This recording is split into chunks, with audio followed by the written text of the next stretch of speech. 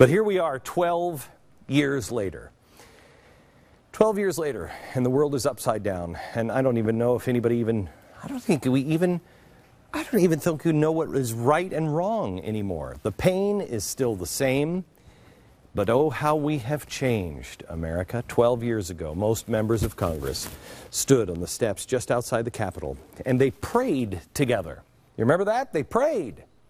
You wouldn't do that now. God forbid we pray.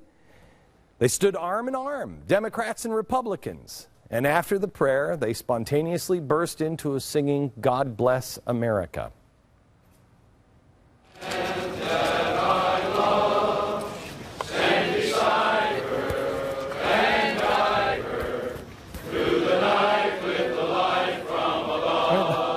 Look at this.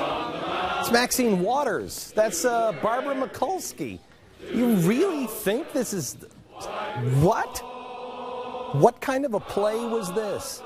Today, God is all but banned from the public square.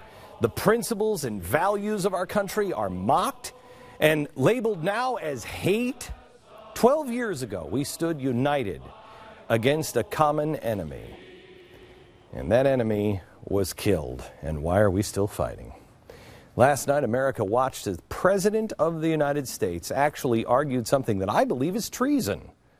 That we should join forces with that very same enemy. How we have changed. 12 years ago, Americans resolved unity. Do you remember? I wish our children could remember.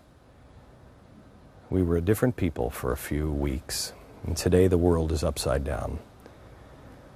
12 years ago, it would have been laughable to say that Russia would be the world superpower, but Vladimir Putin, they're back.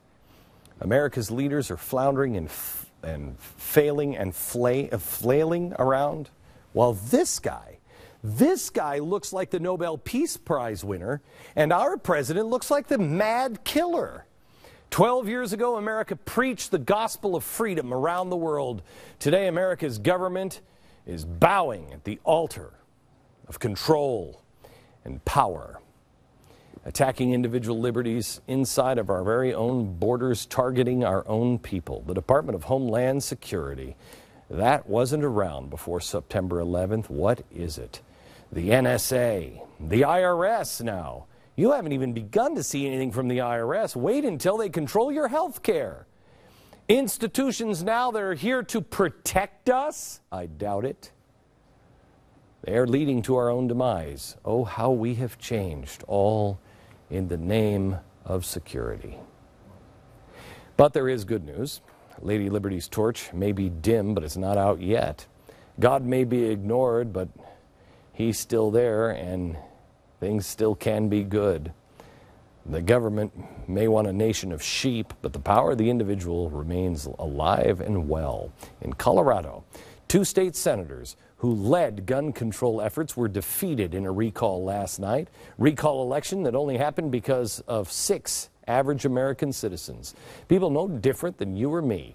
They decided to get involved. They had had enough. 12 years ago, we were united. Since then, we've been used by the Republicans and the Democrats. These two, this woman said 2 days ago, oh, well, let me tell you, the Bloombergs of the world, if one of these elections is lost, that whole mayoral campaign against guns is over. Well, both of them lost. Now what happened? And the reason why both of them lost is because today, Americans strangely are uniting again. You don't know it yet. I don't think people really get it. But both sides are sick and tired of it. The days of the GOP and the Democratic Party as we know it are over. It is. Because the people in the Democratic Party are just as sick of it, I believe, not just as, but they're getting there, as the Republicans are. There's a new poll out by FreedomWorks that shows that most Republicans, 70%, are interested only in individual freedom. They're interested in individual freedom through lower taxes, reducing the size and scope of the government. 70% of Republicans say, I don't care about the party, I just want the principles. I believe most Democrats feel exactly the same way. They're just not quite as awake yet. But party backlash is coming, and it is coming in a big way. The future fight will no longer be Democrat versus Republican. It will be authoritarian progressive versus libertarian. Huge oppressive government versus small government. Individual power. And I believe the overwhelming majority of Americans, both Republican and Democrat, who are responsible, will choose libertarian over authoritarian any time, unless there's some crisis that just makes us run to those people singing God Bless America.